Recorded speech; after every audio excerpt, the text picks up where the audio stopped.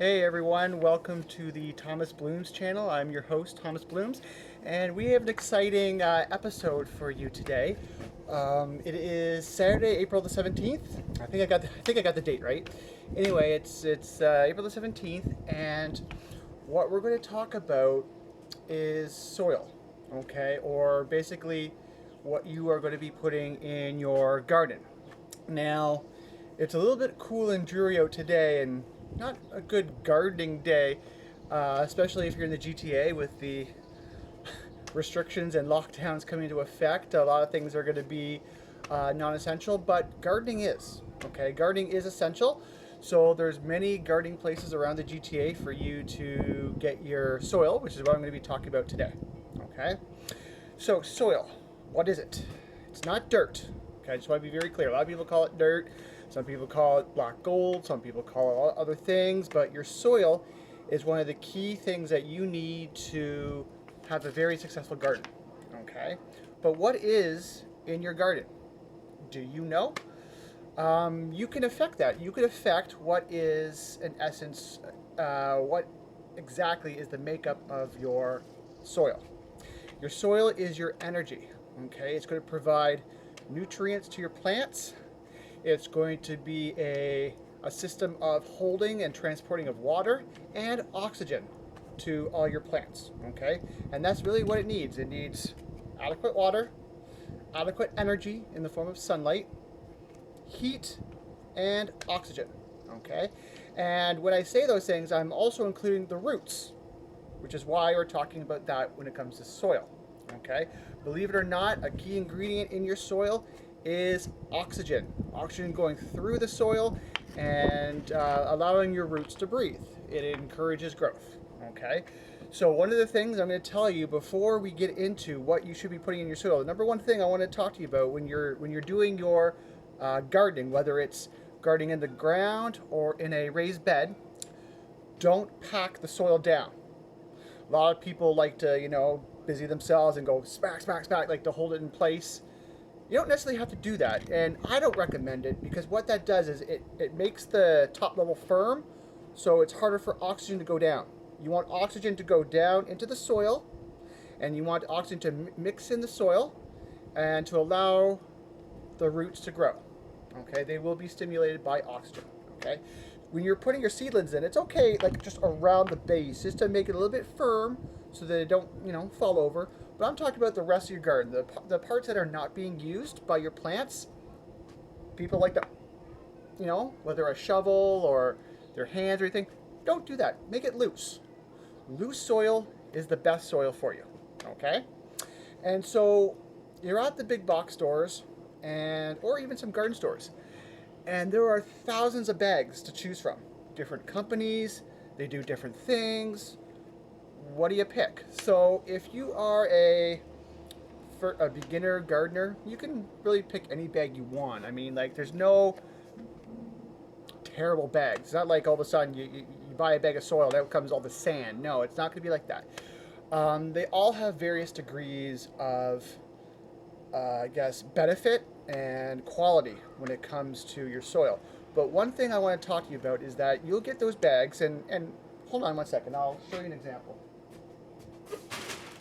You'll get a bag like this. I'll cover the name of the company. I got this for seedlings. It's just random stuff. And in the bag will advertise, and you'll see this in the store. It'll advertise, okay, we got peat moss in it. We got humus in it. We got coconut husk fiber. We got perlite or vermiculite. We have lime, fertilizer. We have compost. We have all of these things. And don't get me wrong, that is fantastic. Okay, all those things are very beneficial for plant growth and root growth and everything else. So, sorry, I'm going to grab the bag one more time. So, when we talk about those things, and I'll get into some of the stuff that I described in just a second, but the one thing this bag doesn't tell you is how much of each are in these bags. There is no industry standard, at least right now, about how much is supposed to be in every bag. So depending on the company, what happens is that they take these elements and they literally throw them into this whatever, mix it up, and then they put it in a bag and be like, there you go. How much compost is in it? How much peat moss is in it? How much lime? How much perlite? Ah, if you ask the companies how much is in every bag, they couldn't tell you with a high degree of accuracy. They just know it's in there. And so depending on how you use the bag, let's just say you're moving in pots, you may have 95% peat moss and about 5% perlite and lime go in there, or you may have an even mix of all of them. So those bags are good if you're on a budget, okay? They're not bad. They're just not the greatest. What I like to do is I like to do something called the triple mix combo.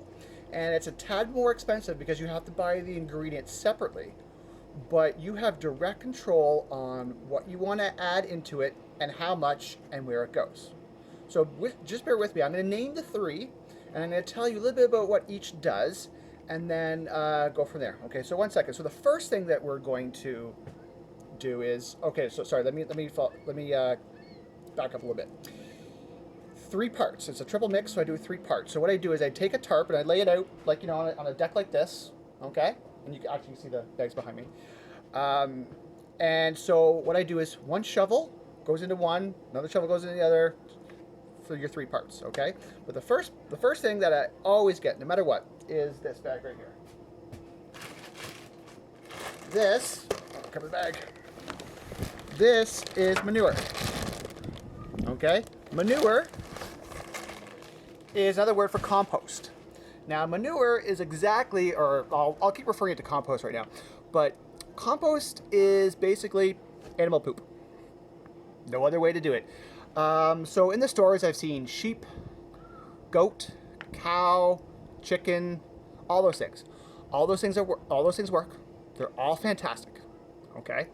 Some of them even have aquatic. Like crustacean, sea anemone, urchin. That stuff is great too. In fact, that's higher quality, and if you have the money, you can go purchase it, but you're paying an extra $2 or $3 per bag for that stuff, so you have to ask yourself if that's worth it or not. But compost is great because it's literally nutrients, just straight up nutrients and energy that go in your garden. Even if you're not going to do the triple mix, I always encourage you to fill your garden every year in the spring with compost.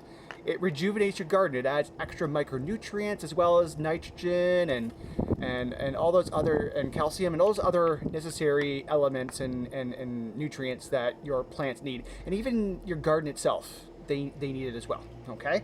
So that's the first one, compost. Okay? So compost is energy and nutrients and just energy in general. Okay, and that's what your plants will be feeding off of. You can't go wrong with too much of the compost, okay, unless you go 100%, but don't do that. But any mix, if you have a lot of compost, can't go wrong. Okay, now we're going to go into number 2. So number 2, I don't know if you can see it right here, is peat moss, or peat moss. Okay, so peat moss is very popular in Canada, specifically Ontario, because due to our climate, we have a lot of peat moss and a lot of peat moss farming. So you could get some really good deals on bags of peat moss if you were to hunt around. Okay, and they come in various sizes, and so you'll have to figure out, you know, what's best for you. But what peat moss does is when you water, okay, the peat moss holds that moisture in. So what that means is that you don't necessarily have to water every day, or you don't have to water as much as necessary, or I wouldn't say necessary, as much as you think you should, because the peat moss will actually keep the moisture in. And in the summertime, when the heat is baking and it gets much and it starts drying up, the peat moss will slowly release that moisture. So depending on how much peat moss you have in there, you can keep your plants cool, because plants drink water to cool down. That's their air conditioning system. The plants can, you know, sort of absorb that slowly leaking moisture from the peat moss and stay healthy throughout the hot July and early August days. Okay, so peat moss I always add just to keep that in. And if you have a bed of mulch on top of the soil mixed with the peat moss, you are further helping that slow moisture and the reduced watering, because the mulch will keep your garden soil cool so it won't dry out as much, and then the peat moss can work at a better rate, reducing the amount of water being leached from the soil. Okay, so you can save a lot of water adding peat moss and then mulch on top of that. Okay, and now I'm going to get to the third thing. So this is the third. This is vermiculite. Okay, so if you look, the bag is huge. It's a massive bag. You're not going to find a bag like that in the stores. In fact, you're going to probably find bags like maybe like this big. And vermiculite and perlite, although different in makeup and construction, they do primarily the same thing, and that is keeping your soil airy. Helps with oxygen flow. It also helps trap a little bit of moisture. When they get hit by moisture, the vermiculite, they expand, okay? And what happens is that when it expands and when it also contracts, when it leaks out, it creates pockets where air can flow, okay?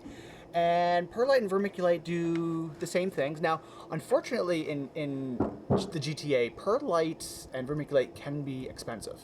So if you're on a budget, you don't necessarily have to work with this.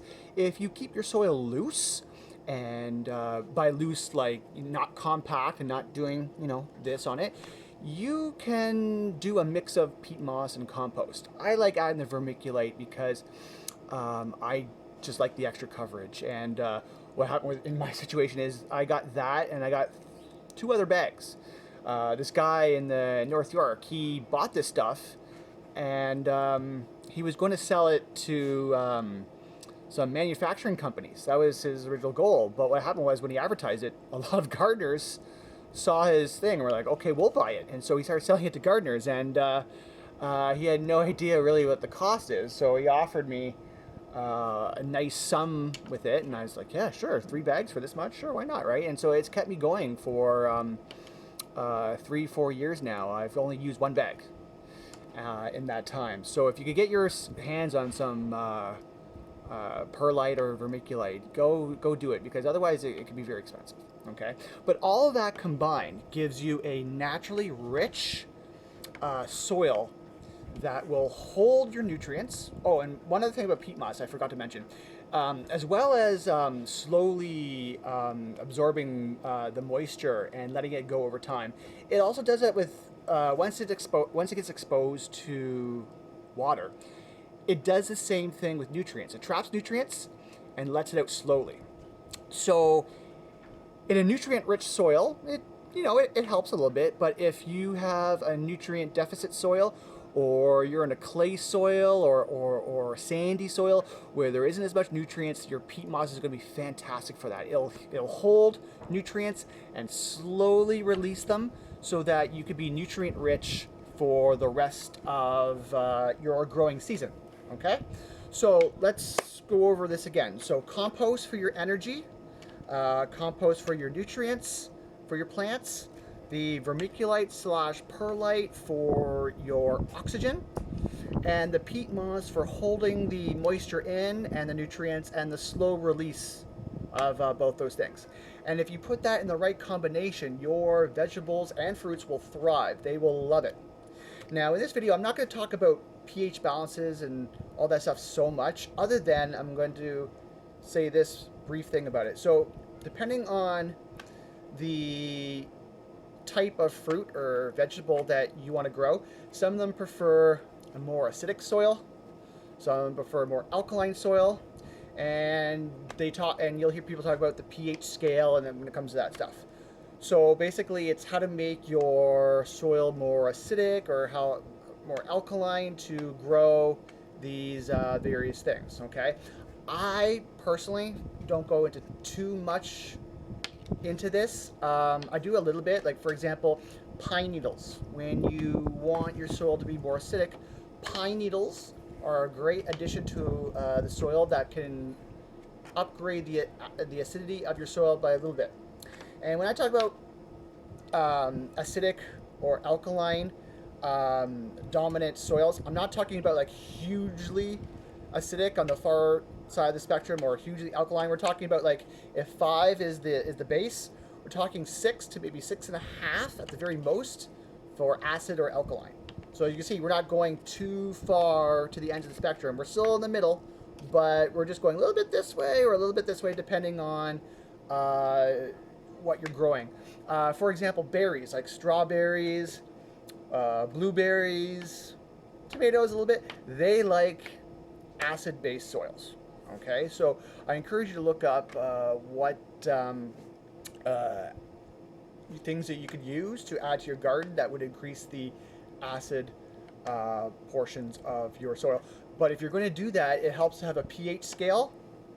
But it is getting complicated, right? So if you want to go that hardcore, then by all means go ahead. But those are the things that you're going to have to do to regularly monitor your soil, and you're going to have to do regular checking of your soil. Once you plant that stuff, once you have things established, you're going to have to do regular pH balance checks, because what happens is that when it rains or when you water, that will naturally change the pH scale of your garden. Okay, depending on what you grow, certain things will add to the soil, certain things will take away from the soil. That will throw off the pH balance potentially of your garden as well. So if you're serious about being really thorough about what the exact pH balance of your soil is, you're going to have to get a pH balance checker and then keep monitoring it. Okay, and there's lots of ways for you to fix that balance if it were to go off, or other ways to maintain it if you want to keep maintaining it. Okay, but enough of that. I was just going back to the triple mix that I was talking about. So that's basically it for this. So the reason why I talk about this is because we're entering the growing season. I mean, we did have a frost night last night. It did go down to -1, and it's a little cool today. But you're going to want to start working on your garden right now. Okay, you're going to want to start overturning the soil, mixing it around, adding some elements to it, because your garden was depleted of nutrients. You want to, give it a top up at the very least. Okay, but if you're in a raised garden, or if you're just building a raised garden, those are the things that I recommend that you do. It's black gold. That's really what it is, because it's so advantageous. It's so beneficial for your fruits and vegetables. They're gonna love it. Okay, they're going to really thrive on it. The germination is going to be better. The actual growth is going to be better. And if you maintain it and keep it healthy and water it properly, your plants are going to absolutely love it, and they're going to thrive in that. And the best part is that with these bags, you can mix it however you want. You can change it up a little bit. It doesn't have to be equally, like 1/3, 1/3, 1/3. You could do a little bit more of each. Just don't do it like 75% one and not the other, unless talking about compost. That's the only exception. Okay, so that's pretty much it. That's all I really wanted to talk about at this point. Okay, because as I see here, we're at 18.5 minutes. We're getting pretty long in the video, and you're probably bored listening to me talk about soil. But if you have any questions about this, feel free to ask me, because soil is very important, and if you do it right in the spring, you will benefit spring, summer, and fall, and even in the next years after that, because this stuff will last you a long time. Okay, and if you are a veteran of gardening and you're doing this already, or you're getting the bags that lists like, okay, it has lime and one last thing, lime adds a little bit of acid to your soil. So when I read to you before that it contained lime in it, there you go. Others add gypsum, which also increases the acidity of your soil. But for veteran gardeners who already have your raised beds or your gardens already and you're working on the soil, you can always top up with compost. That's just a given. You can't hurt it by giving it compost. Okay. One way to get free compost is check your municipality. Now, I know that we are in a lockdown right now, and it's a really bad lockdown, and I'm going to reserve comments about the efficiency or the quality of the lockdown. I'm not going to say anything about that. But what I want to talk to you about is normally when we're not in a COVID pandemic or a lockdown, every municipality in the GTA has at least one day or maybe 2 days where you can pick up free compost at one of their yards. They have a lot of compost that I like to give away. In Toronto, they do it at High Park. They also do it at some of the yards in Toronto. Like when I talk about the yards, City of Toronto forestry yards. Sometimes they'll do like a Saturday in May where they give away free compost. And all you gotta do is prove that you live in the area by supplying your ID. You drive up, you fill whatever it is, buckets, recycling boxes that you line with garbage bags to keep the soil from leaking out of the holes. You do all those things. Durham does the same thing. So in Pickering, Ajax, Whitby, and I think Oshawa, they have one day that you can go and drive up to their either emergency services facilities or their yard where you can go pick up free compost. I've done that, and it's great. A lot of people know about that too. Last year they canceled it because of COVID. I don't know if they're going to do it again this year because of maybe they deem it's not essential. I mean, you can social distance doing it because you literally drive to your car. The compost is in the middle of their parking lot or their work area. You drive up in your car, you get out, you shovel, you put them in, and you drive off, and you're good to go. York Region, Markham, they do the same thing. I can't guarantee the West, but I think Brampton does it. I think Milton does it. Not sure about the other municipalities, but a lot of places in the GTA have it because every municipal yard deals with compost and they want to give it away. So it all depends on how they do it. A lot of them do arrangements with community gardens. So if you have a community garden, you might be getting free compost from the city that way. Okay, but check with your municipality, see if you can get compost because, like I said, you could never go wrong with that stuff. So I'm pretty much going to end the video right now because we're at the 22nd minute part. If you like this video, please subscribe it.